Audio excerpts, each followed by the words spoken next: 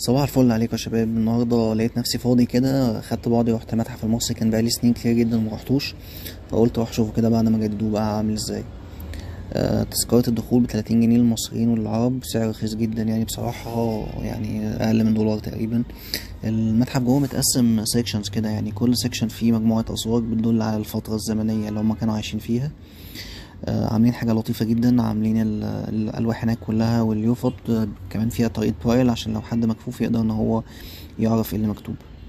المتحف بقى من جوه يا جماعة فيه كمية آثار بجد مش طبيعية، حاجة تهبل كده. كمية آثار يعني تقريبا مفيش ركن في المتحف إلا وفيه أثر.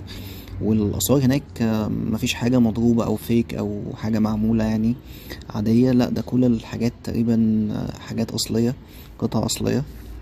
فبجد حاجة عظمة يعني. هل عمر تمثال هناك أو أي حاجة موجودة معدي ال1000 سنة تقريبا يعني.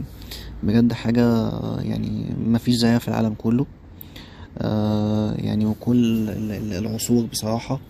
آخر سيكشن بقى خالص، سيكشن كده هم عاملينه للسوفونيرز عشان لو عايز تشتري حاجة لصحابك أو لحبايبك أو لأهلك. جامد. وبرضه عاملين برا كده قاعدة فيها ممكن تقعد. فبجد يا جماعة لازم تروحوا. ولو عجب الفيديو ده اعمل لايك وشير وسبسكرايب، واستنى هنزل حاجات تانية ان شاء الله.